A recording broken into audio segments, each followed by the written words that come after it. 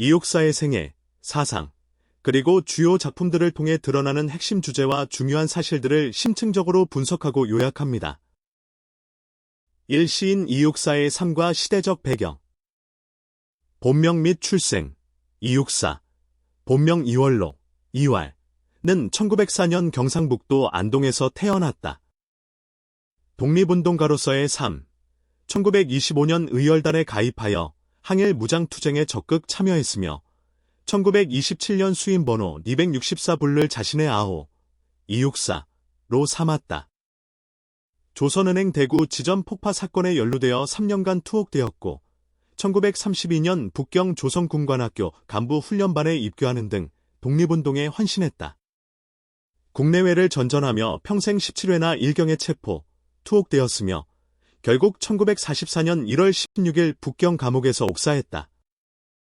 총 40평생을 조국의 독립을 위해 헌신한 시인이자 독립운동가. 시인으로서의 활동. 1935년 신조선의 시 황혼을 발표하며 등단했으며 1937년에는 신석초, 윤곰강, 김광균 등과 함께 동인지 자오선에 참여하는 등 꾸준히 작품 활동을 이어갔다. 그의 작품 대부분은 1935년부터 1941년 사이에 쓰여졌으며 이 시기는 그가 중국과 만주 등지를 전전하던 때였다.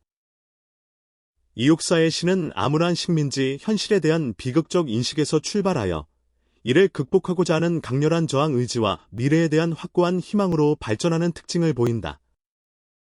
2.1. 비극적 자기 인식과 고뇌. 주로 초기 작품. 식민지 현실의 반영. 조국 상실이라는 극한적 상황에서 비롯된 비극적 자기 인식이 시의 기저를 이룬다. 황혼, 연보, 노정기, 자야곡. 2.2. 현실 극복 의지와 저항 정신. 지사적 면모. 일제치하의 절망적 상황을 초극하려는 강인한 의지를 담은 지사적 시가 특징이다. 절정. 1940. 교목. 1940. 2.3. 미래에 대한 희망과 구원 의지. 초월적 희망. 암담한 현실 속에서도 조국 광복에 대한 확고한 신념과 미래지향적 역사의식을 드러낸다. 꽃. 1946. 청포도. 1939. 광야. 1946. 황혼. 1935 등단작으로 골방이라는 폐쇄된 공간, 시인의 번민과 고뇌의 공간에서 황혼, 식민지 현실 속 안식과 평화의 세계를 맞이하려 한다. 바다의 갈매기들같이도 인간은 얼마나 외로운 것이냐 라는 구절에서 존재의 외로움을 인식하며 지구의 반쪽을 통해 제국주의 지배 아래 놓인 모든 피지배 민족에 대한 연민과 위무 의지를 드러낸다. 이는 조국 광복을 위한 처절한 역사 현장으로 뛰어들게 한 원동력이 된다. 연보. 1939. 나는 진정 강원덕 그 마음에 버려진 문바지였는지 몰라 라는 구절처럼 강인한 남성적 어조 대신 일상생활에서 느끼는 고통과 비극, 불안의식을 솔직하고 담백하게 표현한다.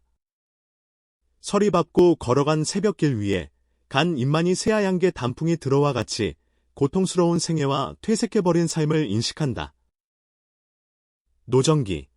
1937 깨어진 뱃조각처럼 유랑하는 화자의 삶과 어둠 속에서 조국을 잃은 비극적 인식을 노래한다. 소금의 절고 조수에 부풀어 올랐다는 표현에서 항일 무장투쟁이 고통스러운 나날을 암시하며 산호도와 같은 이상적 세계가 부재함을 나타낸다. 새벽 밀물에 밀려온 거미이냐, 다 사가 빠진 소라 껍질에 나는 붙어왔다는 구절은 지난 삶의 역정을 반추하며 비극적 자기 인식에 이르는 과정을 보여준다. 자야곡. 1941 실향 의식을 표출하며 고향 상실의 고통을 노래한다. 수만 호비칠해야 할 내 고향이었만 노랑나비도 오잡는 무덤 위에 있기만 푸르리라는 대조를 통해 빼앗긴 고향의 비극적 현실을 드러낸다. 파이프와 꽃불. 연기는 고향을 그리워하는 사념의 매개체가 된다.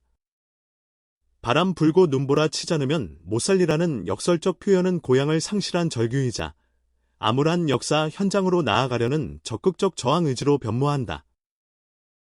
2.2. 현실 극복 의지와 저항 정신. 절정. 1940. 극한적 식민지 상황에서 대일저항의 시, 정신을 절정까지 몰고 간 대표작이다.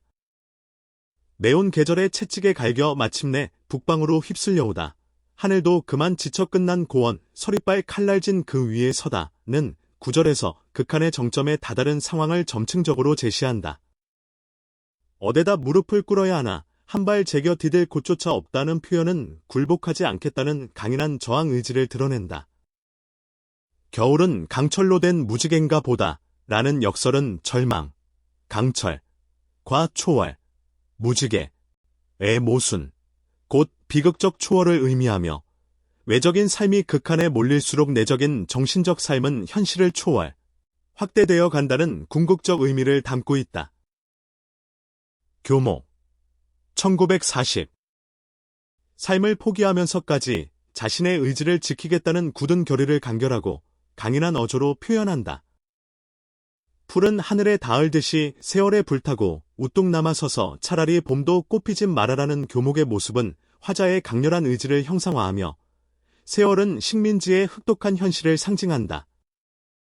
검은 그림자 쓸쓸하면 마침내 호수 속 깊이 거꾸러져 차마 바람도 흔들진 못해라는 구절은 자신의 삶을 버리더라도 의지만은 지키겠다는 단호한 결의를 보여주며 바람은 유혹, 타협, 외부의 힘을 상징한다. 2.3. 미래에 대한 희망과 구원 의지 꽃 1946. 비극적 자아인식을 넘어선 비약적 상승과 희망을 꿈꾸는 작품이다. 동방은 하늘도 다 끝나고 비 한 방울 내리젓는 그때에도 오히려 꽃은 빨갛게 피지 않는가라는 역설적 표현은 극한 상황 속에서도 피어나는 꽃을 통해 암담한 현실과 대립되는 현실 초월 의지를 대변한다. 저버리지 못할 약속처럼 맹아리가 움작거려 제비때 까만 게 날아오길 기다리는 이처럼 불확실한 미래가 아닌 조국 광복에 대한 확고한 믿음에서 비롯된 의지적 태도를 보인다.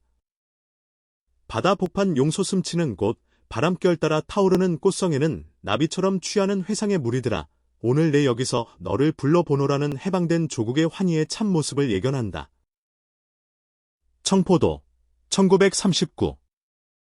이육사에게서 흔히 보이는 갈등이나 대결 의지 대신 수준 높은 서정성이 돋보이는 작품이다. 내 고장 7월은 청포도가 익어가는 시절이라는 풍요로운 고향의 이미지를 통해 평화롭고 순수한 공간을 그린다. 내가 바라는 손님은 고달픈 몸으로 청포를 입고 찾아온다고 했으니 나는 구절에서 청포를 입은 손님은 조국 광복을 상징하는 존재이자 광야에 백마 타고 오는 초인과 같은 존재로 해석된다. 은쟁반의 하이한 못이 수건을 마련해 두렴근 그 손님과의 만남을 위한 정성스러운 기다림을 보여주며 잃어버렸던 고향의 평화와 인간적 삶을 되찾을 수 있을 것이라는 육사의 아름다운 소망과 굳은 의지를 드러낸다. 광야 1946. 육사의 투철한 역사의식의 바탕을 둔 현실 극복 의지가 예술성과 탁월하게 조화를 이룬 대표작이다. 과거 1에서 4년, 현재 4연, 미래 5연의 시간적 추이에 따라 구성되며 까마득한 날의 천지개벽 시점부터 다시 천고의 뒤에의 미래까지 시간의 흐름을 통해 조국의 현실을 광야로 상정하여 역사의식을 표출한다. 지금 눈 내리고 매와 향기 홀로 아득하니 내 여기 가난한 노래의 씨를 뿌려라는 일제압제, 눈에 맞서는 조국 광복의 기운, 매와 향기를 대립시키고 노래의 씨를 통해 암울한 현실을 극복할 생명의 의지를 심는 선구자적 면모를 보인다. 다시 천고의 뒤에 백마 타고 오는 초인이 있어 이 광야에서 목 놓아 부르게 하리라는 새 역사에 대한 소망이자 조국 광복에 대한 확고한 확신을 담고 있으며 초인의 도래는 꽃에서의 저버리지 못할 약속과 같은 확고한 믿음을 보여준다. 3. 이육사 시의 문학적 특징. 정형성과 절제미, 황혼, 연보, 절정 등에서 나타나는 사행시 등 정형적 형식을 통해 전통적인 시 형태를 현대적으로 수용하는 시의식을 보여준다. 또한 자기 감정을 고도로 통화하는 절제의식은 작품 전체에 강렬한 긴장미를 부여한다. 남성적이고 강인한 어조, 절정, 교목, 광야 등에서 드러나는 단호하고 강인한 어조는 불굴의 저항 의지를 표현하는 데 기여한다. 상징적 이미지, 골방, 황혼, 뱃조각, 눈, 매화, 광야, 초인, 교목, 청포도 등 다양한 상징적 이미지를 활용하여 현실 상황과 화자의 내면 세계, 그리고 지향하는 바를 효과적으로 드러낸다. 특히 강철로 된 무지개와 같은 역설적 이미지는 비극적 상황 속에서도 초월적 의지를 보여주는 육사시의 정수를 담고 있다. 대비와 대조, 골방과 황혼, 눈과 매와 향기, 강철과 무지개, 수만 호빗과 있기만 푸른 무덤 등 상반된 이미지의 대비를 통해 현실의 비극성과 이를 극복하려는 화자의 의지를 강조한다. 예언자적 기품, 백마 타고 오는 초인의 도래를 확신하는 광야처럼 암담한 현실을 넘어선 미래에 대한 강렬한 희망과 예언자적 면모를 보인다. 1. 이육사 시인이 주로 활동했던 시기는 언제이며 당시의 시대적 배경이 시인의 작품 세계에 어떤 영향을 미쳤나요?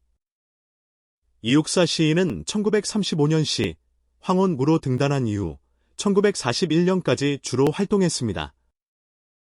이 시기는 일제강점기 말기로 민족에게는 극심한 암흑과 절망의 시기였습니다.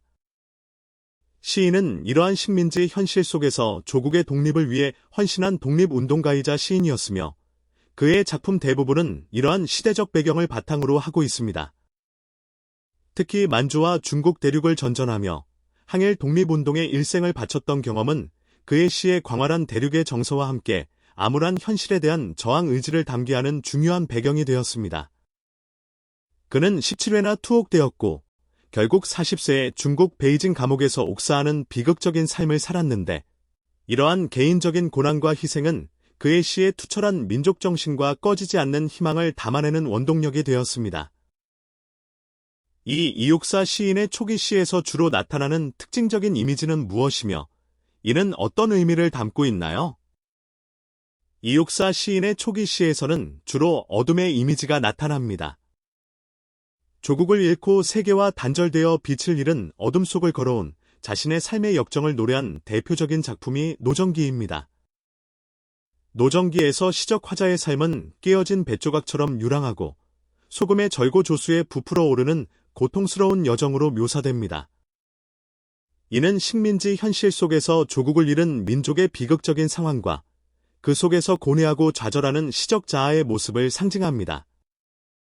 흐릿한 밤, 암초, 대풍과 같은 시어들은 당시의 암울하고 험난한 시대상을 반영하며 산호도와 같은 이상적인 세계는 존재하지 않는 현실의 비극성을 강조합니다. 3. 황혼에서 골방과 황혼은 각각 어떤 상징적인 의미를 가지며 화자는 이를 통해 무엇을 추구하나요? 시 황혼에서 골방은 현실 도피의 공간이 아니라 화자인 시인이 번민과 고뇌 속에서 비극적인 자기 인식을 하게 되는 공간입니다. 외부와 차단된 고독감 속에서 자신의 내면을 들여다보는 성찰의 장소인 셈입니다. 반면 황혼은 식민지 현실 상황에서 화자에게 안식과 평화를 가져다주는 세계이자 나아가 모든 외로운 인간들에게 안식과 평화를 확장시키고자 하는 시인의 염원이 담긴 대상입니다. 화자는 커튼을 거두며 황혼을 맞아들이는데 이는 폐쇄적인 골방의 공간이 황혼이 비춰진 우주로 개방되고 확장되는 것을 의미합니다. 또한 화자는 황혼의 부드러운 품 안에 안긴 모든 것, 즉 비참하고 외로운 이들, 수인, 수녀, 행상대, 토인 등에게 위무와 공감의 입맞춤을 보냅니다. 이는 지구의 반쪽으로 상징되는 모든 피집의 민족에게 자신의 뜨거운 입술을 보내며 고통을 위무하고 해방을 염원하는 시인의 강렬한 의지를 보여줍니다. 4. 절정은 극한의 식민지 치하에서 시인이 겪는 절망적 상황을 초극하려는 강인한 의지를 노래한 작품입니다. 매운 계절의 채찍, 북방, 고원, 서리빨 칼날진 그 위는 시인이 처한 냉혹한 현실을 점층적으로 보여줍니다. 이러한 절체절명의 상황에서 겨울은 강철로 된 무지갠가 보다라는 구절은 가장 절망적인 순간, 겨울, 강철, 구속, 절망, 죽음의 표상, 이 오히려 희망과 초월의 가능성, 무지개, 초월, 희망, 비상의 표상을 내포하고 있음을 역설적으로 표현합니다.